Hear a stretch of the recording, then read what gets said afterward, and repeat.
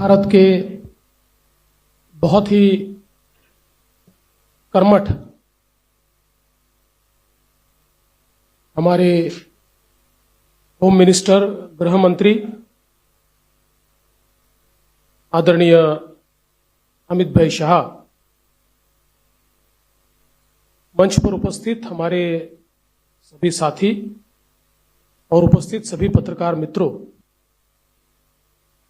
सबसे पहले मैं आप सभी का इस संकल्प पत्र विमोचन में बहुत बहुत स्वागत करता हूं और हमें बहुत खुशी है कि जिनकी प्रेरणा से इस पूरे भारत में हम लोग काम करते हैं, ऐसे हमारे प्रधानमंत्री माननीय नरेंद्र मोदी जी इनके संकल्पों को महाराष्ट्र में यथार्थ में लाने का काम इस संकल्प पत्र के माध्यम से हो रहा है और भारत में हम सभी को जो ऊर्जा देते हैं, लड़ने की ताकत देते हैं और सामने खड़े रहकर हमारे साथ जो हमेशा युद्ध में आगे होते हैं, ऐसे आदरणीय गृह मंत्री अमित भाई शाह जी के हाथों से ये संकल्प पत्र का विमोचन हो रहा है। हे संकल्प पत्र म्हणजे विकसित भारताकरता विकसित महाराष्ट्र तयार करण्याचा रोड मॅप आहे। मी आपल्याला आठवण करून देतो, 2014 साली आम्ही एक संकल्प पत्र जारी केलं होतं आणि 2019च्या निवडणुकीला सामोरं जाताना त्या संकल्प पत्रातल्या कुठल्या कुठल्या गोष्टी आम्ही पूर्ण केल्या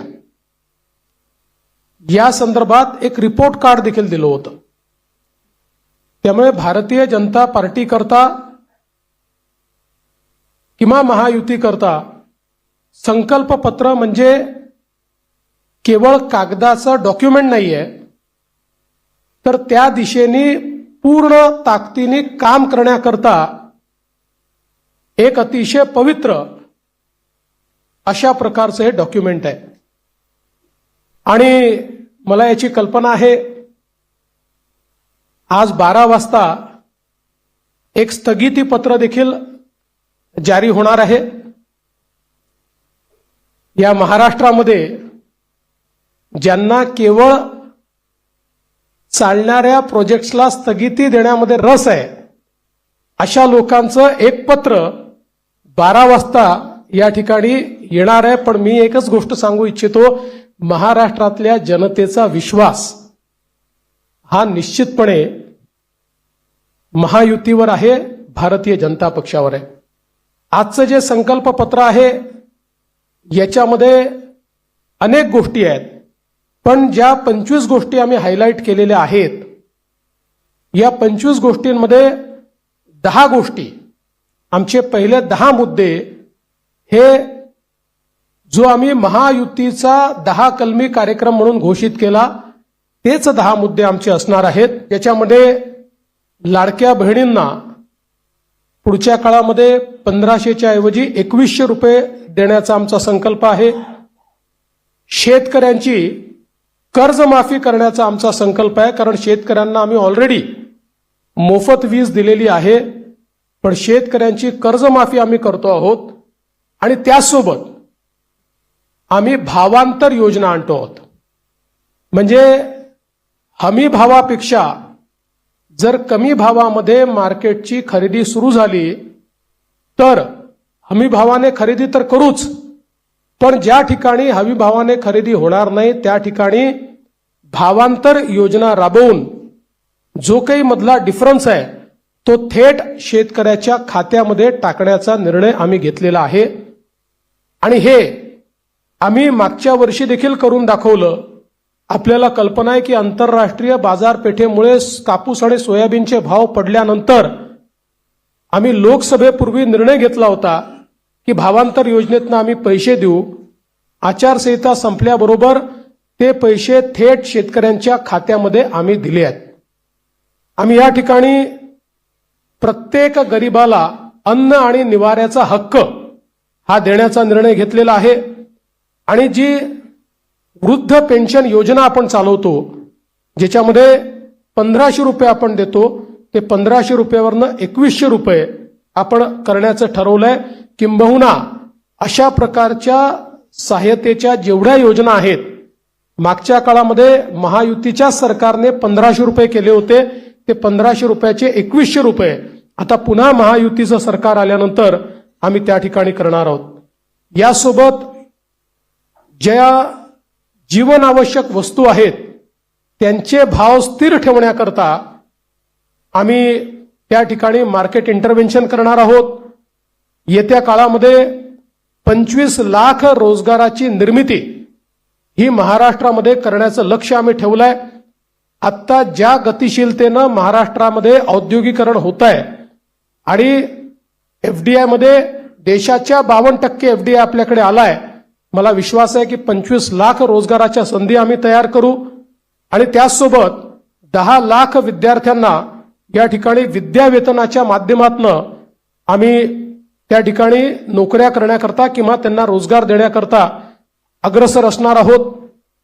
दुसरं, मागच्या 2.5 वर्षामध्ये आम्ही सरकारी नोकऱ्यांवरचा सगळा निर्बंध हटवून जवळपास 1 लाखपेक्षा जास्त, आम्ही 75,000 घोषणा केली होती, पण 1 लाखपेक्षा जास्त नोकऱ्या या सरकारी क्षेत्रामध्ये त्या ठिकाणी दिलेल्या आहेत. आणि यासोबत आमचा प्रयत्न आहे की जो गरीब किंवा मध्यमवर्गीय आहे याला सौर आणि अक्षय ऊर्जेचा वापर करून त्याच्या वीज बिलामध्ये 30% सूट हे आम्ही त्याला देण्याचा प्रयत्न करणार आहोत. त्यासोबत सरकार स्थापनेच्या 100 दिवसामध्ये व्हिजन महाराष्ट्र 2029 अशा प्रकारचं एक व्हिजन डॉक्युमेंट हे आम्ही तयार करू. विज्ञान आणि तंत्रज्ञानाच्या क्षेत्रात आम्ही महाराष्ट्राला पहिल्या क्रमांकावर कसं ठेवायचं हा आमचा प्रयत्न असेल. मेक इन महाराष्ट्राचं जे धोरण आहे ते अधिक प्रभावीपणे राबवून याला मोस्ट प्रेफर्ड डेस्टिनेशन अशा प्रकारची परिस्थिती आम्ही तयार करू. महाराष्ट्राला फिनटेक आणि एआय याचा हब म्हणून आम्ही तयार करू. फिनटेक आणि एआय मध्ये सर्वात जास्त पुढच्या काळामध्ये रोजगाराची निर्मिती होणार आहे आणि त्याचं सर्वात मोठं केंद्र हे महाराष्ट्र असेल. यासोबत एरोनॉटिकल आणि स्पेस या क्षेत्रामध्ये उत्पादनाच्या संधी आहेत, त्या संदर्भात आमचं सरकार काम करेल. आम्ही असं ठरवलंय की शेतकरी या ठिकाणी जे काही खत खरेदी करतात त्याच्यावर जो एसजीएसटी आम्हाला मिळतो तो एसजीएसटी आम्ही शेतकऱ्यांना परत करणार आहोत. त्यासोबत आम्ही शेतकऱ्यांकरता मोठ्या प्रमाणात जी मूल्य साखळी आहे ती मूल्य साखळी तयार करण्याचा आमचा प्रयत्न असणार आहे, जेणेकरून शेतमालाला त्या ठिकाणी मोठ्या प्रमाणात भाव मिळेल.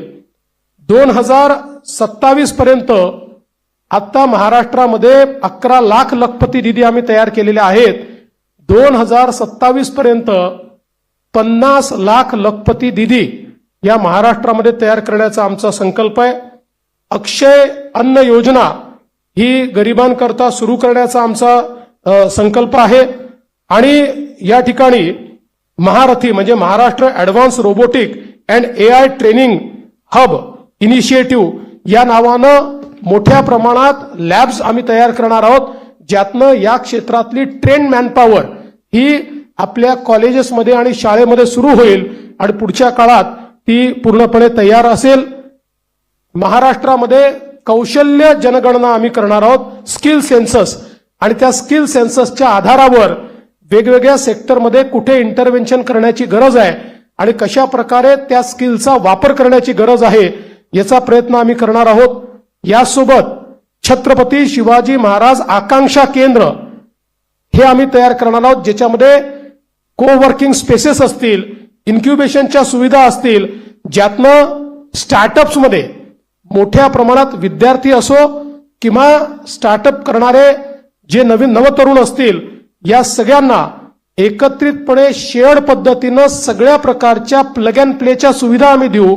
त्यांना इन्व्हेस्टमेंट न करता आपला व्यवसाय हा त्या ठिकाणी सुरू करता येईल. उद्योजकांना देखील नवीन उद्योजक तयार करण्याकरता 15 लाखापर्यंत बिनव्याजी कर्ज हे देण्याचा आमचा प्रयत्न आहे.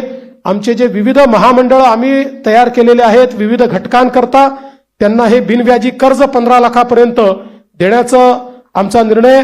यासोबत ओबीसी असतील, ईबीसी असतील, ईडब्ल्यू असतील, एनटी असतील, व्हीजेएनटी असतील आणि अर्थातच एससी आणि एसटी असतील, या सगळ्यांना शिक्षण शुल्क आणि परीक्षा शुल्काची प्रतिपूर्ती करायची हा निर्णय देखील या ठिकाणी आम्ही घेतलेला आहे.